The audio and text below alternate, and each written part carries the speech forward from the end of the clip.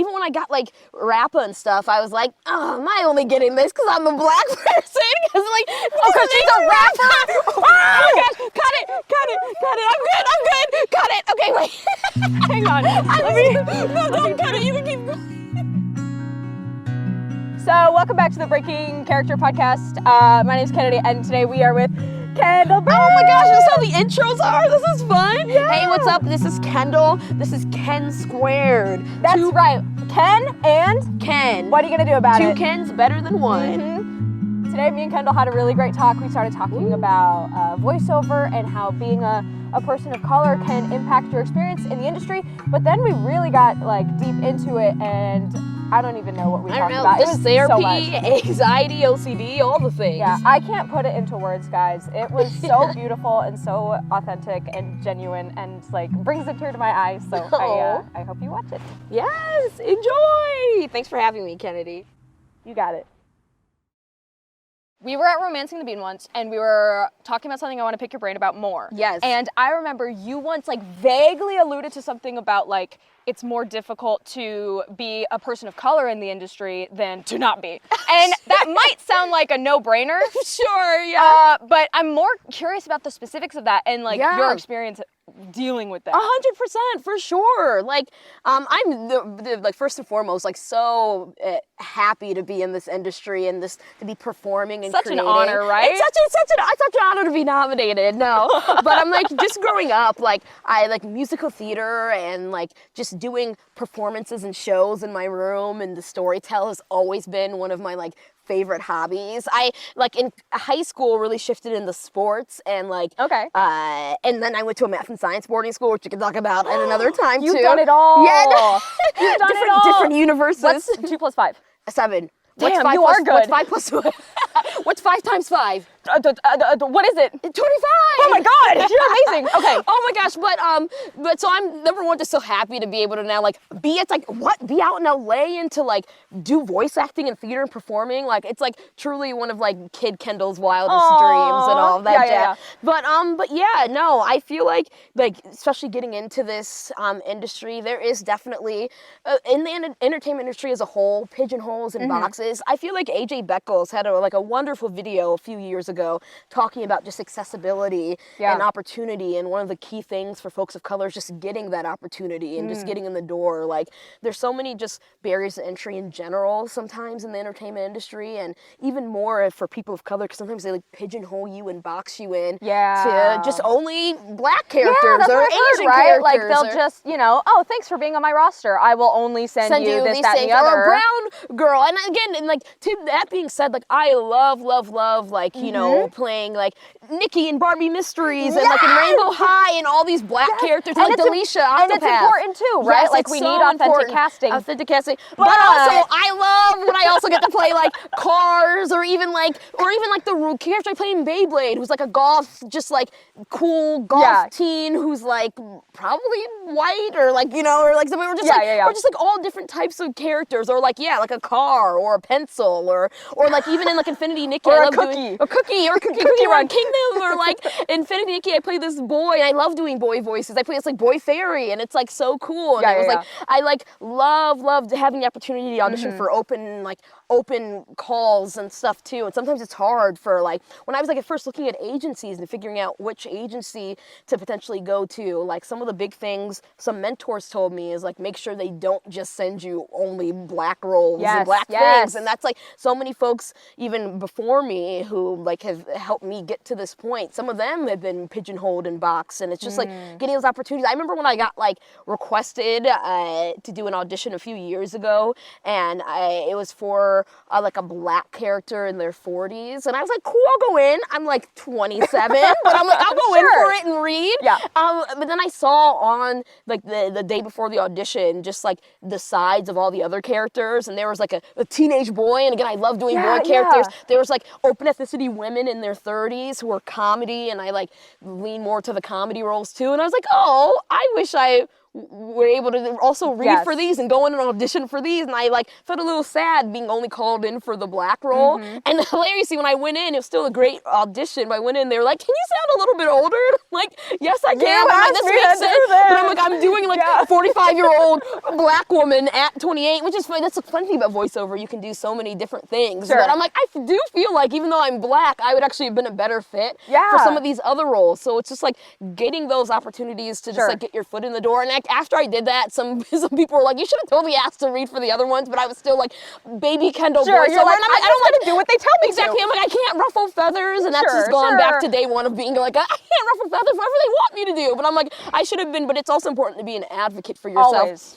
in the room and all of that jazz. So speaking of being an advocate, do you think that being pigeonholed and that experience that you've had has changed, gotten better? And is that something that's like because of your personal like perseverance or the industry itself? I think it's been like a little industry shifting and also just perseverance. And like I'm fortunate enough to like from the get-go, like I'm still with the agent I had from the beginning, and I have had been fortunate enough to like really like there's been cases like that, but I've been fortunate enough to like not be fully pigeonholed, which is great. Sometimes again, which is like the sucky thing too, and speaking just from the black experience too, like I like sometimes, and especially growing up too, you hear like, oh, even like for auditions actually for black roles, I sometimes get like, when we get auditions for black roles, you get like the specs of like sound urban and add more soul and all of that stuff, and I'm like, well, and I'm like, but this is how I sound. This is what a black person sounds like too.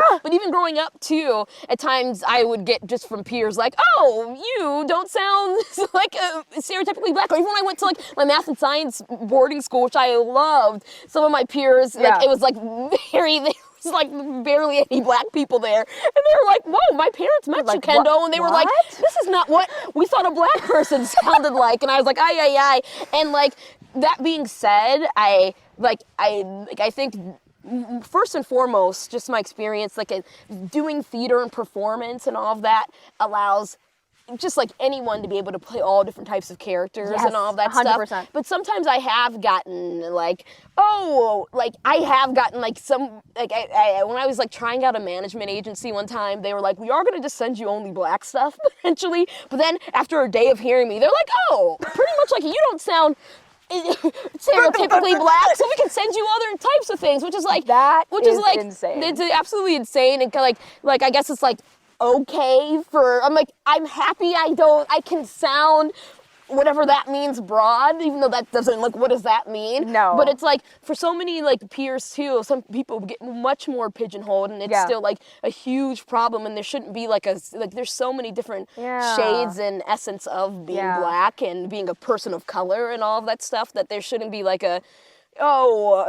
you still get like the urban stuff for the black roles so sometimes I feel like at times being in the voiceover industry, I'm like, I don't sound urban enough for the black roles, and then sometimes when I'm like especially getting these anime type things, no kidding. I'm like, you talk about for anime, I'm like, oh, I don't sound anime enough for the anime roles. So does that like what feelings does that leave you with? Is it like anger? Is it sadness? Does it make you like passionate? Yeah, it's more like it's more sadness at times, but also I am passionate and like to say like optimistic and positive. I've been like through growing, and like I think some of the best practice in VO is just getting in the booth and just either practicing with copy, and then doing sessions has been super helpful too. So I think like actually like the end of this month, beginning of April is going to be my 4 years in VO. Happy anniversary!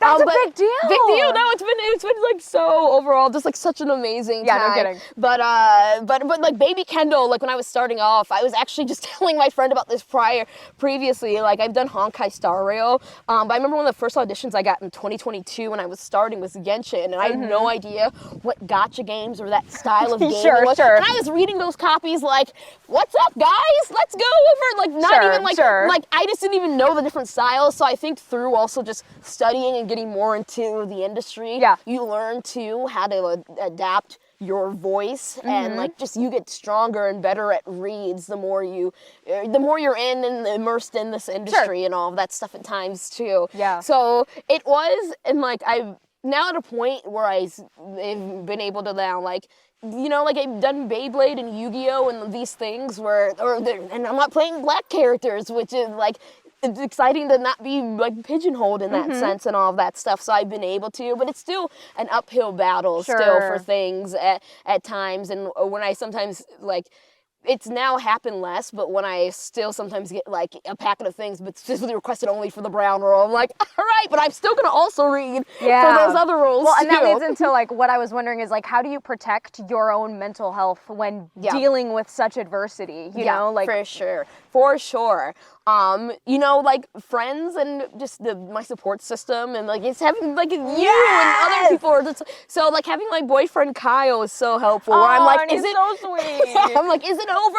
Because I do sometimes. I'm like, that's like one of the core things of like what we're discussing right now is that I'm like, I don't know if I sometimes like fit, like I don't know if I'm gonna like fit in at times based on my voice profile and just my identity and all of that stuff, because I don't sound like this sound that sometimes they're looking for, and I then don't sound like this exact sound they're looking for too. I sometimes feel like my voice at times is like an anomaly, but also it's not, because so many wonderful groups and people and companies have brought me in to do a whole bunch of different wacky things, and it's been fun. And even without those, like you are just an awesome human being yourself, and you are worthy without other people telling you that, you know what I mean? Like, Kennedy. like you know, and I know, and I've seen your skill set, you know, like I've seen your skill set too. Don't think I forgot. So me and Kennedy are like, we go back, we did voiceover. Last time we were in Wild like this, we were doing the voiceover camp. 3 years ago? 3 years ago, and we did a scene together. We did a fun play. Let's recreate it. I don't know. So you were I was a therapist. Yes. So tell me about how and then you like, and I was a cannibal. And you were like holding everything in, and then you had your big paragraphs at the end. Yeah, you know, I think I really just discovered my purpose. Right. And I know exactly what it's going to be. Oh, what is that purpose? Eating people. No, I might have to report this, but no, listen. but that. First of all, I love that scene. I still think about it all the time. Yes. I had so much fun like learning about you during that. Yes, it's so fun. And then, You're so talented. Skipping forward to the next class we took together at Bang Zoom, when you were Lancer, when you had your we did do the Bang Zoom class together. I don't remember. You were just like, I'm a sexy anime lady. I love doing, like, I can't even do it right now, but I'm like, yes, I do this. Or but like, my point is, you are so. You are sorry. You are so versatile. You are so talented. I think one of the like big problems that I see, especially in our community, and I see this with myself sometimes, is attributing so much worth to our roles. Yeah, and I'm curious, like, how you deal with that, especially when, again, you've been pigeonholed into certain roles. Yeah. No, that's so interesting. Because like it is so hard sometimes to be caught up in all of that. Like even like for for Honkai Star Rail, like specifically, and I've barely talked about this with anyone, and this is all the exclusive. But like I feel like, and this is so interesting when you're talking about, because I'm like, I now feel like at a point where I've hopefully, or in my head, I'm like, I feel like I've proven myself. But even when I got like RAPPA and Honkai Star Rail, it was like, and it truly has been like just meeting folks at cons, and like a role that has like allowed me to like go to cons and like meet more people and put myself put myself out there more, which has been exciting. Yeah. But even when I got like RAPPA and stuff, I was like, oh, am I only getting this because I'm a black person? Because like, because she's a rapper. Oh my gosh! Cut it! I'm good. Cut it. Okay, wait. Hang on. Don't cut it. You can keep going. Okay. I'm sorry. I'm back in my chair. Aye. Yeah, get back in your chair. Sorry, aye. I won't do anything. Okay. Like, why is your wrist broken? Oh no, I went on a podcast. Kidding. Yeah, no. The breaking character is not responsible for any injuries or fatalities. Cue the waiver. I'm just kidding. That's gonna But anyway, but I would take that sense, Becky. But like when I got RAPPA for Honkai, and like doing Honkai has been like truly like so amazing and fantastic, and I've been able to meet so many wonderful and amazing people, and I've been able to put myself out there more. Even when I did that and booked that, I was like, what if people are thinking I only got this role because it's like, because at the end of the audition, there's like you had to like do a little rap, and I'm like, maybe Hoyo, or I only got cast as this role because they were like, let's get a black person into this role. And then maybe like, even though I was like really hoping one of these days, of course on the list was to like do a playable for one of these games just in general, or just be a part of the Hoyoverse. And so I'm just unbelievably grateful for that. I still thought like, oh dang it, I still have way more myself to prove, because like I feel like this doesn't like matter at all, because I'm like I'm a playable, but now I'm the like the playable that has a rap thing, so maybe it's less legitimate. No, and all it's stuff. A very interesting, like, because we talk so much about imposter syndrome, but that's like a type of imposter syndrome I've never heard, because you know, normally it's like, I feel like I don't deserve this role because everyone else is like so much better than me, or something like that. But yours is more like, is more nuanced and specific of like, I'm here and I deserve this role, but did I get it for ulterior motives? Like, or like, I don't know, or like ulterior. And it's so funny because like when I got the role, like I had heard from friends and pals, some of my like friends were like, oh my gosh, I loved reading for that. And I was like, that's so cool, you got it. There was like a role I was actually, some of my friends were like, I was a role I was like really attached, like really liked reading for and all that. And they were black, and I was like, and it would have been great, and I would have thought nothing of it if one of them gotten it and all that. And it was very much so an open call. But I was like, what if like folks still, like, I don't, like it still feels like what if this feels like a pigeonhole role or anything like that? And so being able to still do other projects and other things that aren't even like, and I didn't even think like once people learn the story and then saw the character, she's actually not like black coded really at all. She's not at all, and she's like an experiment, and her real name's an experiment name, but she's just like, I'll be RAPPA because it's a fun like manga based thing. And it's like nothing at all. And like out of like the 16, 17 hours recording for that, we rapped for like 30 minutes, so it was like still so much content and but I was like, oh my gosh, am I only getting brought in for this finally and all of that? Which is not true. And then now I've been able to be brought in for other projects or other studios that don't involve anything like they're different and all of that. And I like feel like, and like after that though, I was like, I feel like now I've been able to prove myself that I can do lots of different things. But even when like sometimes people, and also I learned through that too, that like of course like those like, you know, putting like an emphasis on those types of roles, it's like those aren't the end all be all type of things. Never. It's never the end all be all, and it's not as like just being able to portray so many different types of people and just to tell stories is what we do this for. It's like, yes, people have like dream roles and things like that, but never letting it like, of course, ever like be the end all be all, and it's like I must do this or like da. But at the time I was like, cool, it's like another step in my career that I've finally been able to do a playable. But I'm like, is this playable kind of delegitimized because it's like a character named RAPPA and I'm a black person or something like that. And through that I learned no, and like being able to just meet all the fans and like just see how her story impacted people was just like so important to me. And then also there's other studios, which is bad to say because I'm like, other studios though shouldn't be the ones doing like, see, I know, I feel like I'm better because I've been able to play and do a whole bunch of other different roles and things and not be pigeonholed, so it's fine. But I think just for folks, like I do think just like, number one, also therapy. Shout out to my therapist. Oh, and we'll get into that. Was also awesome during that time period. It's still awesome now. But just having friends and family and like, especially family who really don't even know what these projects are. They're like, my dad's still like Honki's train. He's like, how's that character Rapara? He still doesn't know the character's name is RAPPA. He's like, you know what? He's like Rapari. You know what? Like in a way, that's great. It's kind of wholesome. Yes. Like I love, my favorite thing is when I tell my friends, like my non-voiceover friends, big like roles I'm in, and then the next week they're like, what were you in? And exactly. they're like, I'm so sorry. But to me, I'm like, like, no, I love this because yes. it's the last thought, you know, and Yeah. it ties back into what I was saying earlier about attributing so much of our worth to VO. Exactly. And how there's so much more beyond just that. so much more. And I was gonna say, doing other things and like you just pointed on, like, and like, also it's great having, like, of course, love all my VO friends, but having friends who do other things is like so great. Yeah. Like I have like my theater friends, and like I work in animation too, so having my animation friends and people who don't know anything about it, they're just like, and I go back home to Chicago and I go back home to Illinois, and it's like, and it's so healthy. and it's like the Midwest, and they're like, we don't know anything that's like happening. They're like, hey, what anime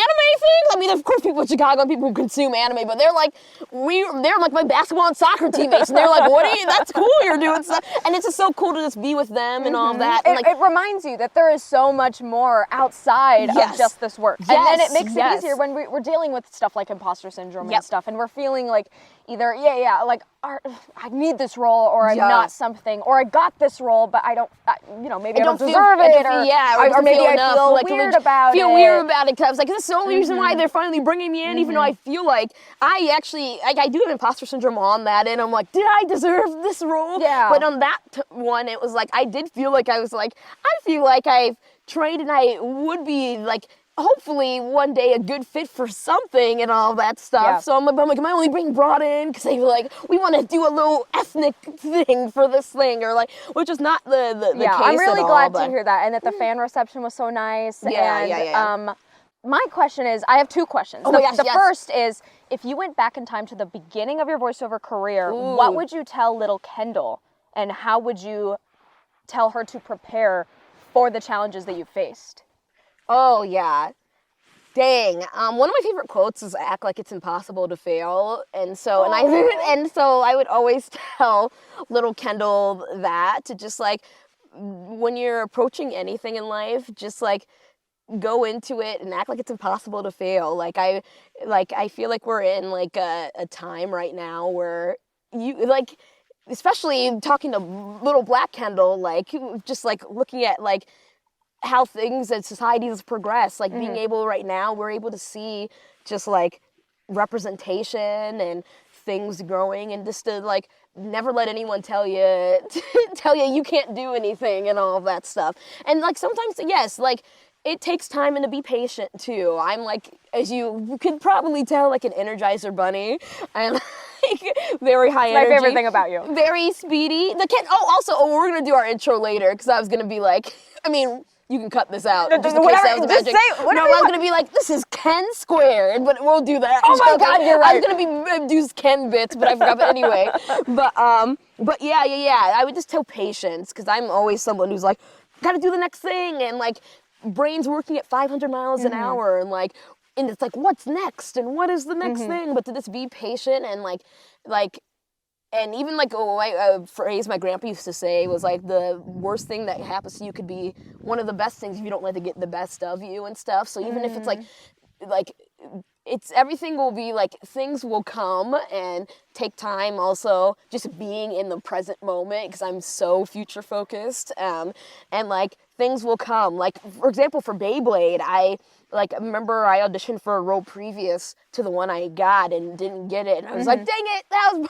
maybe the one chance I had to audition for Beyblade. Oh, yeah. And then I was able to audition for it a few months later, and the role I got fit me way better. Like, I love her so much. I was like, I'm so happy I was cast as this role, as opposed to just like the fit wise, like opposed to something in the past. So it's like, your opportunities and your roles and things will come. Yeah. You just have to wait, and everyone has their time, and like, to just be patient, but also never lose that passion and zeal, and just to be excited for things. And you're the best person to talk about that, because you just have such a light and energy. Oh my gosh, you light up the room. You light up the room. Well, then this is a bright canyon Look we're at in. us. I know. We got Ken squared here. Ken squared here, yes. And also, like you were talking about when we were in our last conversation, to find other things too. Like when I've been in like slumps sometimes where I'm just like, VO, and it's like very much so not the way to go. Like,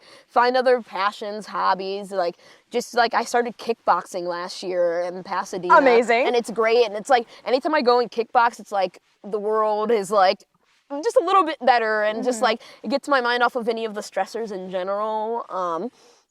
And also keep up with therapy. Therapy is good. Yes! Therapy is And great. let's switch into that, because the second question I was going to ask you is what advice would you give, or what would you have to tell other people of color out there who have ambitions? Yeah. But I think you answered it, unless you have any last things I you would wanna also add. tell them, act like it's impossible to fail, and like, for real, like, keep pushing to, like, have opportunities to, like, you have the ability to, like, you should be able to read for, like, things that other, predecessors and counterparts are reading for. Yeah, like, and not even, and even to expand out of like that could be like a metaphor too. Yes, yeah. Like, even if you're not doing voiceover, to read for a role can be like to do a job or to accomplish something. Yes. I remember for like writer's room at Netflix, I was the at one time the only like black female in the writer's room and all of that stuff, and pushed for more representation and just diversity in there, especially for the stories we were telling. So just know that for folks of color and for people in general, know that your story is so important.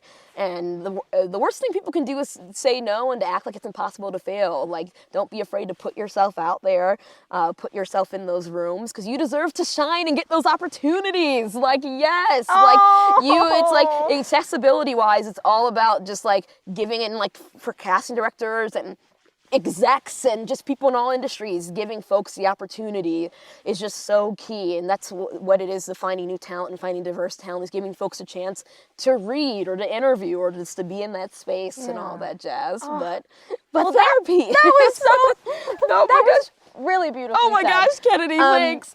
You said something about like, getting out of VO, and that's what I want to do now, because we talked a little bit about, right up here in there, therapy. I'm curious about when and why you decided to go to therapy. Oh my gosh. Oh geez Louise. Yeah, I like technically, I'm like, oh my gosh, is that a squirrel? We might see like a coyote or two. No, they're not dangerous. Unless they come this in. Not a pack. We'll be fine. I'm sprinting if there's a coyote. I'll fight them off. We're chilling over here. No, that's a squirrel. Okay. We're good. Shoot, like, I really got into good question. 'Cause I'm like, back in the day, like, I want to say like junior high, elementary, but this was like my parents doing. I did like a little bit of therapy because I used to have like afraid of the dark and things like that. But like when it's like actively my choice therapy, it was probably really getting into it in college, and especially a junior, senior year of college. That was when I was like actively doing that. I had always, like, I've grown up with like just generalized anxiety and like, anxiety sisters. GAD. GAD. Okay, yes. And now it's mainly manifested now into OCD. Yeah. But GAD, it's like we're cheetah girls, cheetah sisters, but GAD. Yes. You know what's so funny is when we had Ariana on, no, never mind. I was going to say, I was talking to someone recently who also had GAD that transformed into something else. Yes. Which is so interesting to me how, like diagnoses change and because your body changes and everything changes. But anyways, please continue. Well, I feel like anxiety has gotten better and like things like that, but like,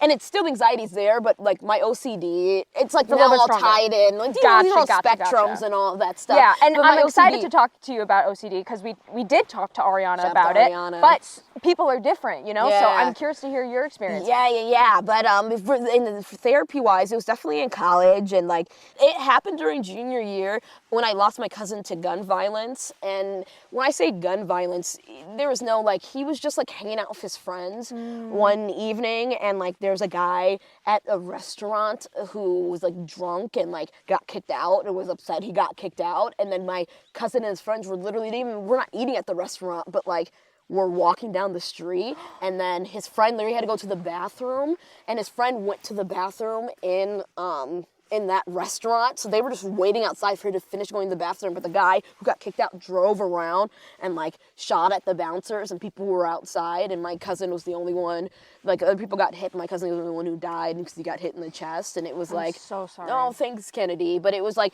that, just like that whole scenario of like, especially because he wasn't like at the restaurant, and like it was just like you passing by from another restaurant. It's like, I gotta go to the bathroom. And I like, again, like, and Ariana talked about this a little bit on her episode, because it's like, all about the notion of control, and I've had that my whole life of like, I can control things if I think positive thoughts and hopefully good things happen, and you know, people look into manifestation and like there is some great stuff around that, but it's like around control and like to this like lose him that like, and he was like 26 and like that young, and to Were be you guys like close? yeah, and we were close and all of that. I actually wear this bracelet. It says I do. His name was Devin, so it says "Do it for Dev" and "One Love" because he loved Bob Marley and all of that That's really stuff. And I sweet. wear it like all the time. That's but really sweet. it's like it was like I had always had anxiety, but like that really junior year of just the notion of control, because I'm like, what do you mean? He's just like here one day and not the next, and that is just like a fluke random. It's like anyone. I was like,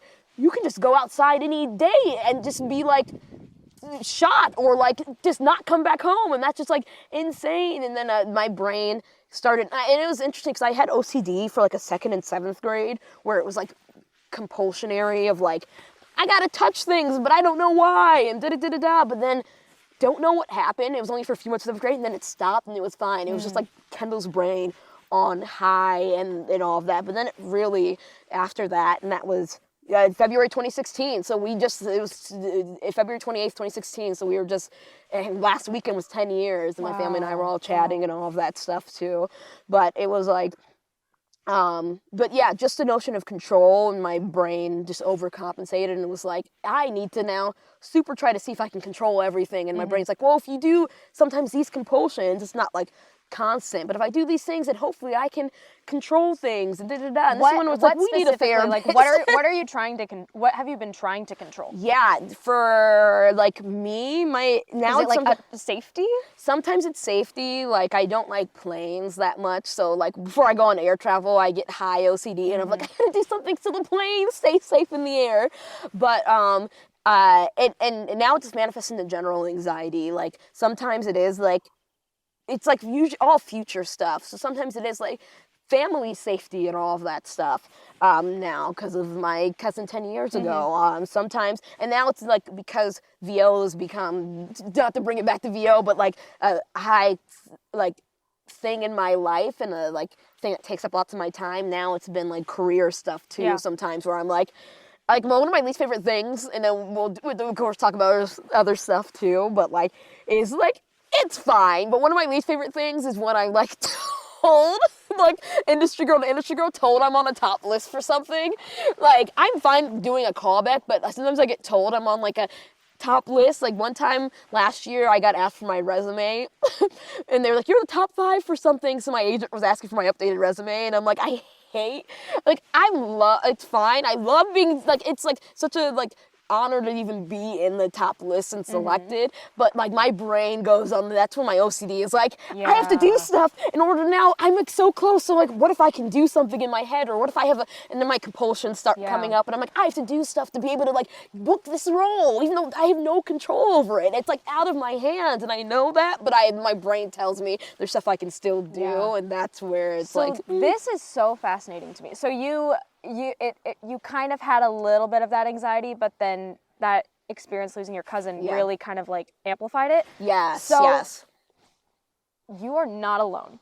I went through almost the exact same thing. Oh, don't tell me. Unless you don't want to tell me. No, I want to because I want to relate to you. And as you were talking, I felt like almost comforted in a weird way as well, even though what you experienced was so horrible. Yeah. When I was, I was same thing, scared of everything when I was a child, like tornadoes. We didn't even have tornadoes right then, but like, sure.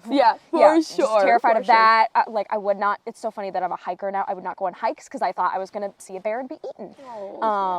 So I always was an anxious child, but I had the exact same thing happen that kind of like triggered me into being a control freak. When I was 12. So I have this best friend, right? Or I had this best friend who we were super close because we were the same age, and then our 2 brothers that we both had, or have 2 brothers older than us, they were friends too.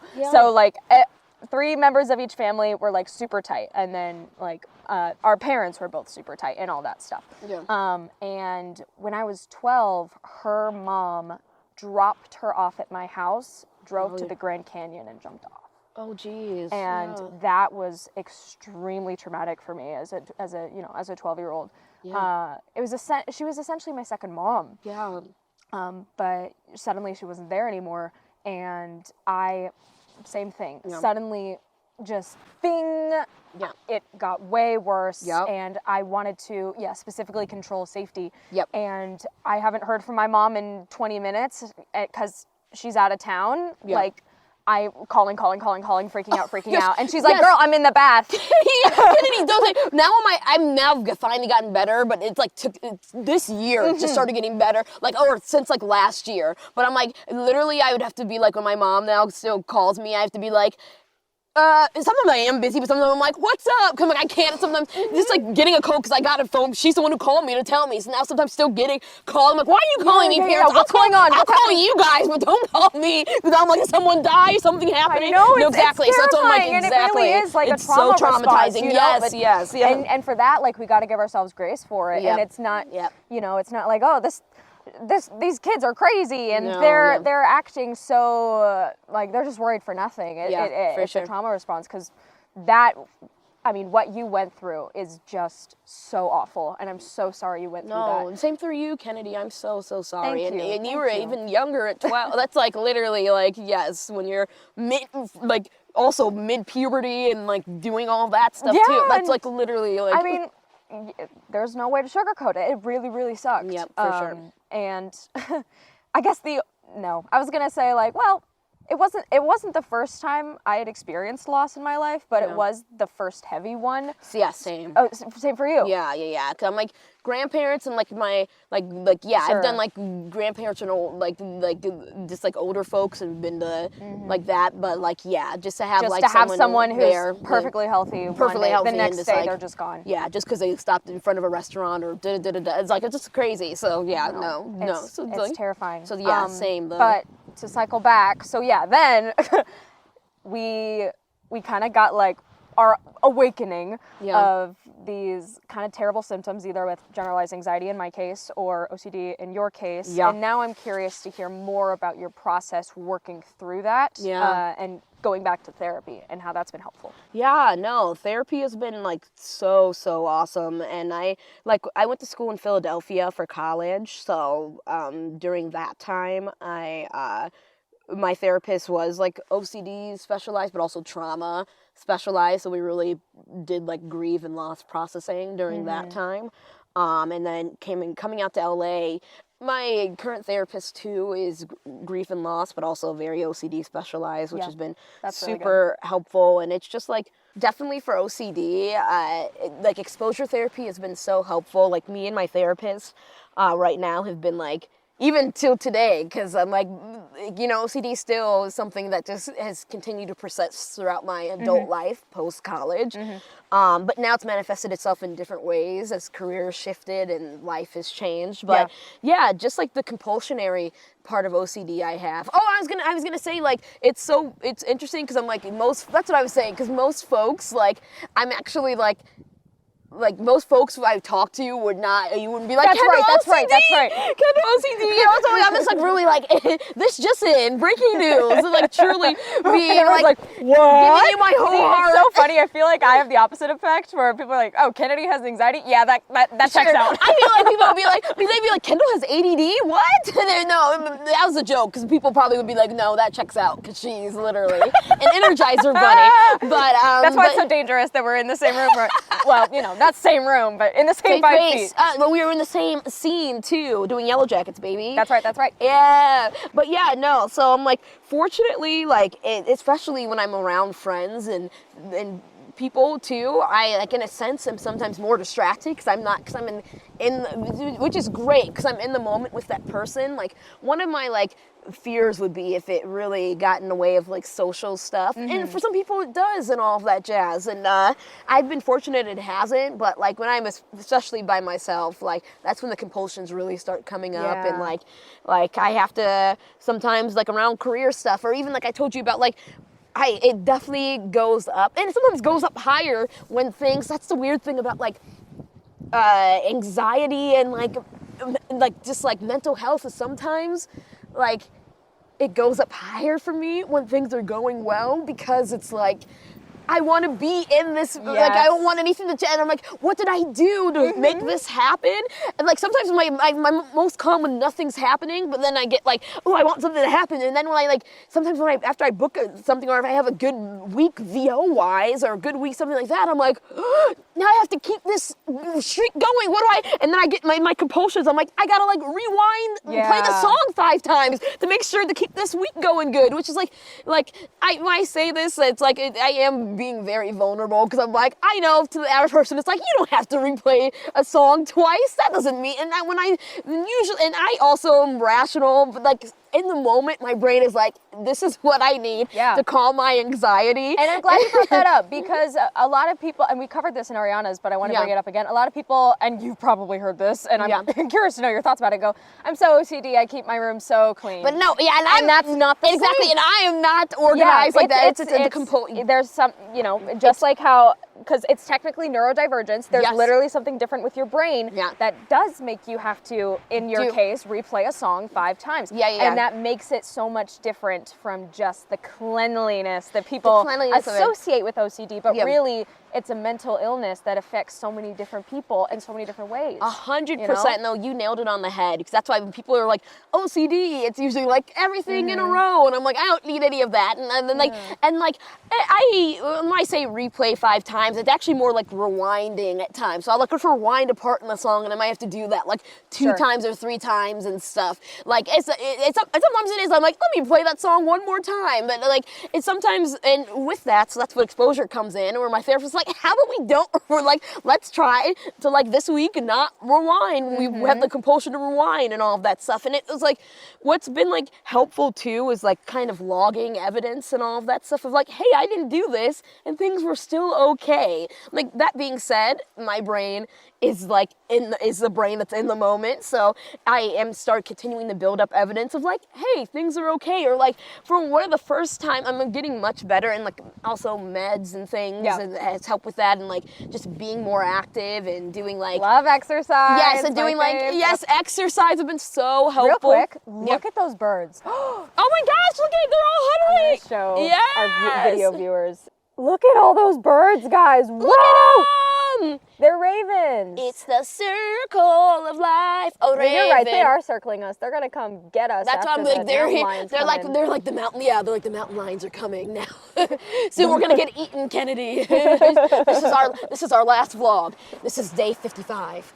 But yeah, like logging, or like a few weeks ago, and I've been getting better and better. Oh yeah, we were talking about like also exercise, meds, supplements. Like, I love a good like fish oil, or just like vitamins. Yes. And just being up there has been really helpful for I mental started health. fish oil supplements just this year, and I've already seen like huge benefits. I know, I love a good fish. I love a good omega-3. Omega-3 makes your hair all soft. I was gonna say, this podcast is sponsored by omega-3 fish oils. Buy yours today with code Kennedy. Code Ken Squared. Ken Squared. Code Ken Squared.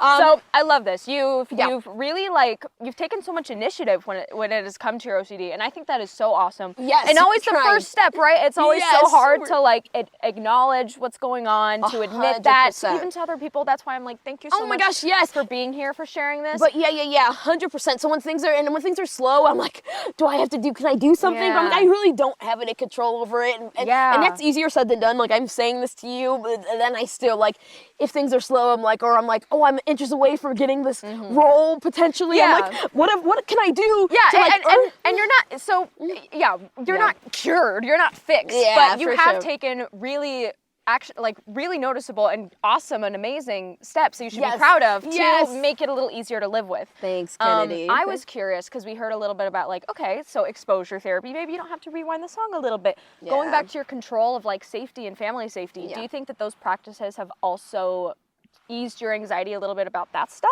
Yeah, 100%. And just like as I grow and, mature and become an adult into the world, I guess, we're already adults, but become more of a human being in this world, or as I experience more of life, I just like know how important like family is, and just being able to have these moments with family and spend time with family. So just like rephrasing when my mom's calling of like, let me call her back later. I heard a text confirm to me that it's nothing, because I don't want to be jump scared again, that like someone has unexpectedly died.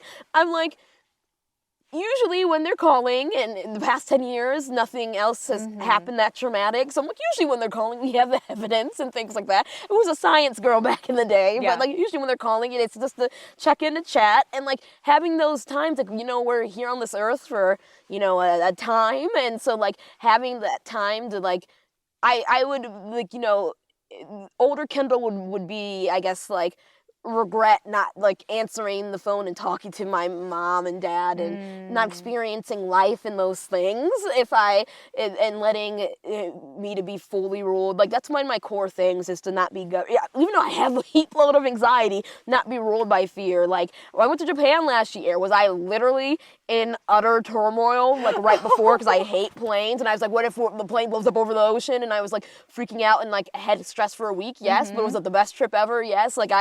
Like, it's so funny, because like even my family who knows about like even like that anxiety, they're like, you sure do love traveling. I'm like, I still will. I'm like, there's so much to see in the world. Like, I really, really try. And there's so much power in the phrase, do it scared. Feel the fear and do it anyways. Yes. I'm one of my favorite movies. I'm not going to do the quote exactly right as Princess Diaries, but I don't know. And when she's like reading her diary from her dad, it's like, oh gosh, it's like, courage is not the absence of fear, but like something is more important than fear in that moment. It's not the exact quote, but to not be governed by fear. It's like to have courage and still while living with this. So it's just trying to make the anxiety, though. Like, you're always gonna, not always, there's always gonna be some anxiety and stuff and fear, but not to be governed by that fear, and to try, like, and it's hard. Like, trust me. Like, like last year, like, just like, career-wise, I felt like I was in a huge like slump from the inside.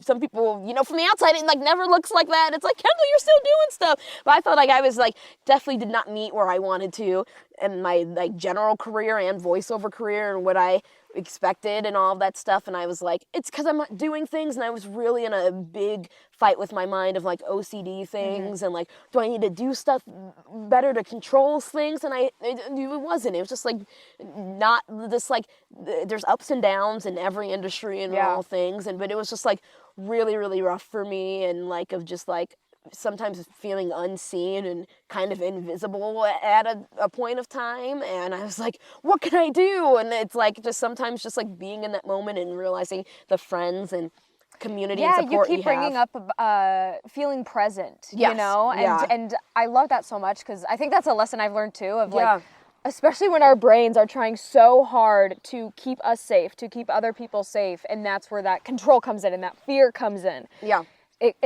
It's so important to work on being present. It's not something you can I'll just decide to do this, but you know, try to take yourself out of your brain, ground yourself. What can you see? What can you smell? Doing all those kinds of exercises to let go of some of that fear and therefore some of that control. Exactly. And you've been doing therapy and all that, Jess, and how's that been helpful for you? Yeah, so I've been doing CBT therapy for a while. I had a therapist when I was like in my teenage years. But it was a little different then, because I was in such crisis mode that I wasn't really learning things to better myself. It was more of like, how do I get through the week to week? How do I manage my relationship with my mom? Like, stuff like that. Right.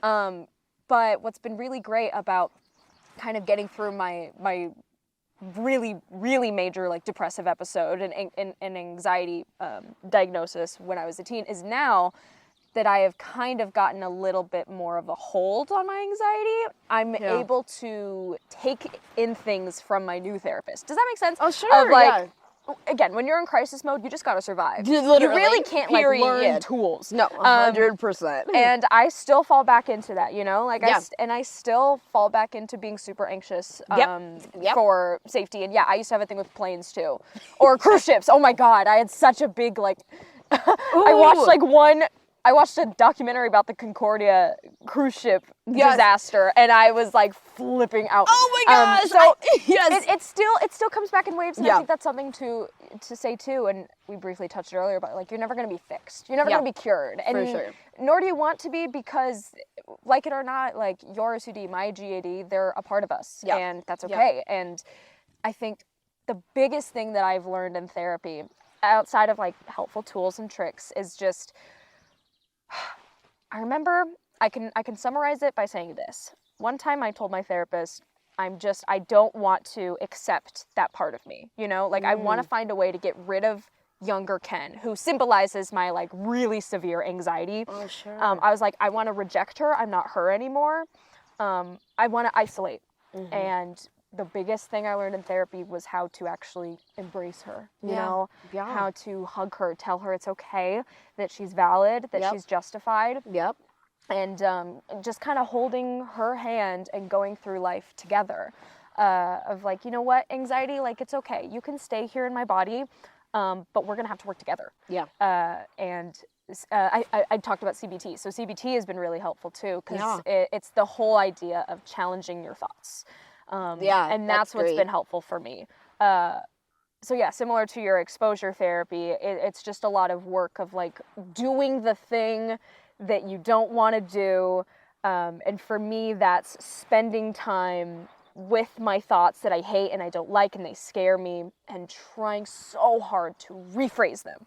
And it's so difficult. I used to have to do it like on a piece of paper every time, like write down, this is my thought. Here is how it makes me feel. Here is how I can rephrase it. Like, I really struggled so much, and I just thought any terrifying, scary thought that popped into my brain was true. But to take even, and this is, you know, true for anyone, not just people who have anxiety, but just like to take those 5 seconds when you have a thought, especially when it comes to yourself and your self-worth, and think, is this true?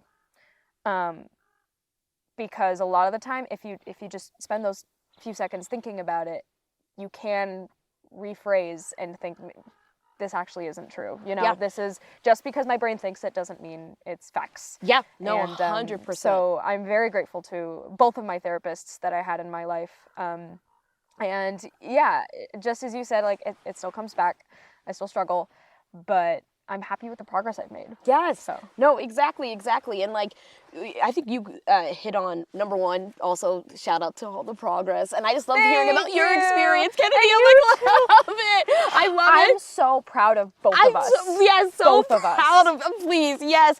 But something that you just touched on is like something in my therapy too. What you like of just like being in those thoughts. Like, that's why. Like, lots of my OCD is trying to like, I not be in those thoughts, or I'm like, oh, if I don't do this, I'll think something bad, and then that might manifest and all that. It's like, let's, like, these are thoughts, and like, let's taking that step back. Let's take a step back and like just let's hear the thought out, and like let's sit in this thought, and then let's see, like, just being in the uncomfortability for a second, and then usually, and not always, I mean, it's up for different, but it's like usually once you get through that, then like things are sometimes better on the other end, or like the anxiety is able to like just like be better, because it's 100%. like when you're for OCD, like that's the core thing. It's like when you do the compulsion, the brain's like, yeah, more, and all that stuff. It's an addiction. It's an addiction, literally. So it's like just to let the thought and be like, don't, like, yes, of just like letting the thought out is, I think, so important. It's so hard. Sometimes it's like, I don't want to feel like this right now. Oh, like, and that was such a huge part of my journey too, because I was so ashamed of the anxious thoughts that I've had, and the like, just the things that I was thinking, that I just like never wanted to share them, because it made me feel scared or ashamed to share them. Saying them out loud, telling other people about it, talking about it, you know, relating to each other, that is always better than keeping it to yourself. 100%. And I make it sound so simple when I just say it like that, but no, it really, I want to stress so hard, that has been the biggest challenge in my entire life, is just, let me like try to phrase this in a way, because I feel so passionate about it, and again, I just don't know that I can like phrase it in a word. My biggest challenge and my biggest success has been learning, understanding my brain, accepting it, and working with it. That's great. And therefore working with other people, because when I am trapped in here in my head, nothing gets done. Yep. I only get more anxious. Yes. I feel more isolated, and it keeps building and like snow it piling. does. It does. And you know what? It comes out eventually. Yep. It really does. It really does. For me, yes. it was in my brain for 5 years, and then I had to do a trauma walkthrough in therapy because it got so bad. So I don't even know what I'm saying anymore. No, I think that was so like eloquently said. It's like I'm like kidding. So. No, I thought it was so, but no, that's like so like because it just things keep on building up. Like I'm like if I'm pushing it off here, then it's like it will come back later. So it's just like being all about being present. Be present. Yep. Face your thoughts. So and knowing when to ask for help too. It feels like too, and like finding that community, being like what I'm hearing from you of like being like I like just like being good to talk and reach out to folks and like you know you can always call me Kennedy, hit me up anytime. Oh, you know, well, you too. I'm so and that's why I'm so glad we're having this conversation now. Yeah, for sure. Because now I know that you have very similar experiences to me, and I didn't know that. For and sure, I only would have known that if you had talked to me and then I had talked to you back. No, you know? literally, and so great. That we, I'm just trying to like connect all the themes. You're like, wait a sec. Yeah. But not keep it in. Yeah, for to sure. acknowledge our fears, to admit them, to all of that stuff is so important. And I feel like it's making our friendship stronger. Yes, just as we're sitting here right now. I loved it because I'm like, as someone who like, yes, I love like hanging out with people and being with people. I like, very rarely I'm like, here's all my anxiety and OCD. That's why I like said like, I don't know, like 20, 30 minutes back or whatever of like, I try, like my core thing is like, and it's like not like crazy hard because I'm with people. I'm like distracted and not thinking of all the 50,000 things of my life, and that's just me and how my golden retriever energy like works. But like, and that's not for not many other people and stuff. But I'm like, I try to be like never have my anxiety or OCD be. I don't want to ever be a burden on anyone or anything like that. But it's like. So much of my community and support system and all of you guys and like my friends are like, we're here, we're experiencing similar things. Like after I saw Ariana's episode, I was talking to Ariana, I was texting her because I was like, Ariana, we need to have dinner because I had no idea there were other heavy OCD compulsionary girlies here. So it's like we just need to all talk more. I know, and I want to emphasize what you said of like, you felt afraid because you didn't want to feel like a burden. Yes. And I remember earlier when you were in the moment talking to me, you said you felt so vulnerable. Like you really do make it look so easy sitting here today, but I want to imagine that it isn't and hasn't been, and it isn't. It just isn't in general that easy to just. Well, let me just tell you about all these things. What's going on. So you make it look easy. Oh, thanks, but Kennedy. It's something that I think we can all, me especially, can work on is how can we approach our friends? How can we find that common ground that we have? Right. To be able to support each other. 100%. Which is something that I think we'll learn forever. Yep. But it only comes from conversations like this and going through that discomfort, as you were talking about with therapy, of having that kind of scary conversation about, hey, like, I'm struggling with this, or I have struggled with this. And, it's the craziest thing because a lot of the times the other person says, hey, me too. Right, exactly. And it's like the 20-year anniversary of High School Musical, and as I said, we're all in this together. We're all in this together. I'm just being silly, but also love High School Musical. And to wrap it up, we're all in this together. But no, 100%. Happy 20th High School Musical. Happy 20th. But no, 100% though, Kennedy. Like, it's like this has like been so informative and awesome for me to be able to just like not being afraid to like just reach out and like share your feelings and just be more open at times because sometimes I'm like you can't have to hold things in and like that is a lot on the brain and mind and body and just to be we're not built to do that. We're not built to deal with things alone. Yep. No, you can't do it alone. 100%. yeah, like having a system is like so important, or just having just a friend, just someone to talk to, like we're doing right here.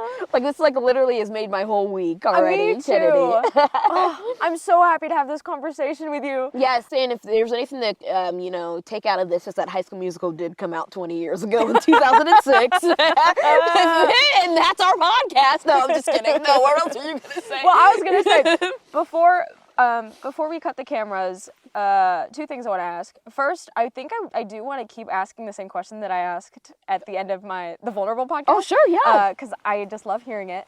What's your favorite thing about yourself? Oh my gosh. Good question. Do you want to hear what I have to say? No, yeah, you go first. Yeah, I love your golden retriever energy. Oh, for me? I thought you were going to tell me your favorite thing about yourself is. I'm like, I want to hear yours. Can you imagine? I'm like, yes. Before you, I want to say what I like love it because I'm like, I want to see how you phrase the question. No, I was going to say energy too, but no, you carry on because I also... Well, I just like feel like I can't hold it in. I want to express how much like I really value your light, your energy, and just like the bubbliness you bring. You know, I feel like we just generally as adults are kind of meant to be kind of like pressured down, like a diamond, to be a little bit more, you know, calm or whatever. Yeah. But retaining that like almost childlike spark is something that I just absolutely adore about you. Oh, thanks, Kennedy. Now I want to hear what you have to say. No, I was gonna say like probably energy and just like at times attitude towards things. Like again, we all go through, we all have like, you know, anxiety, and like by myself I'm like, oh, what if it's over? But honestly at the end of the day, I really like my energy, and I really try to I like just love, I think I just like my love of people. I like really love meeting new friends and just talking to people and getting to know folks, and that just I think helped me as a human being, and it's also low-key, I mean, helpful as an actor too and stuff and all of that, but really as a human being, being able to just like know people and to also go on adventures with folks, and just like it's something I'm proud about myself, like I was saying earlier, is even though I do have OCD and I am anxious, is that I'm proud of just like also the courage I've been able to have through some of these things. Yeah. It's sometimes not easy. Sometimes I am like, I will like 100% like I have been like stopped at times by anxiety, but I really, really try to like, even though I'm anxious or have this OCD thing, try not to be governed by that fear for the most part and all of that jazz. I'm really proud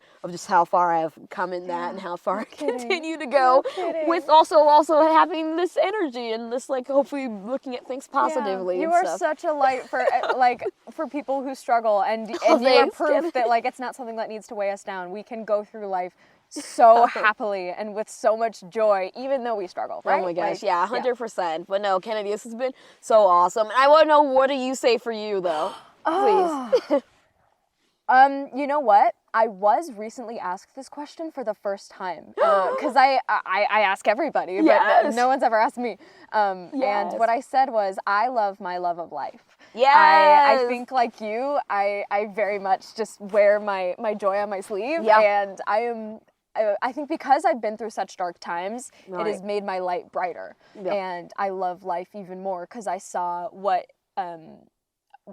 life looks like without happiness, and now I just want to chase it, and I no longer feel like I need to hide myself because, as you said earlier, like our time is short.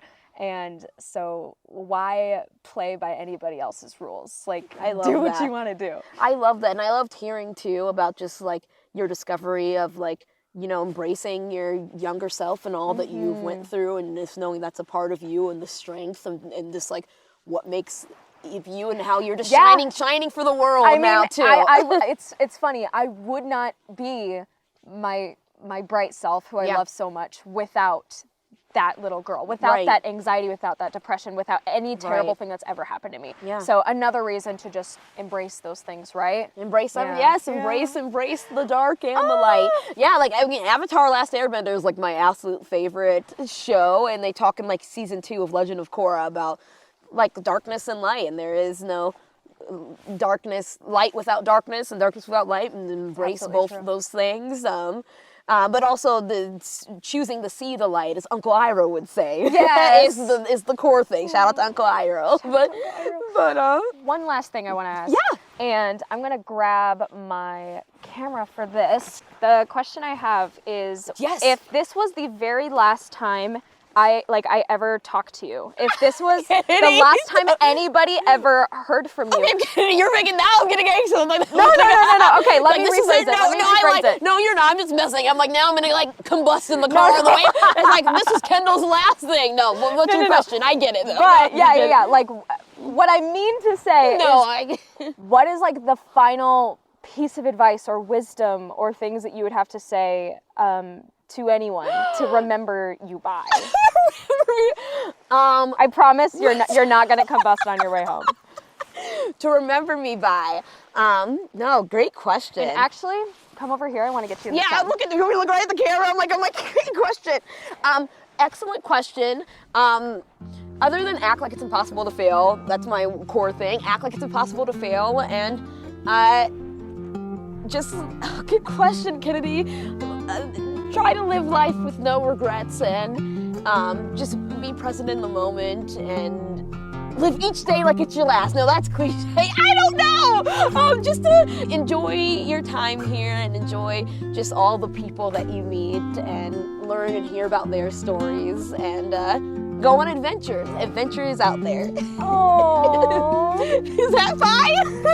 Or so we're only, and that's it. And that's a word from Kendell Byrd. Ken squared. Hey yo. Wait, was that okay? You are always okay. You are perfect. And just know that you are enough. You're enough. You're amazing. Go out and be the badass that you are. Act like it's impossible to fail.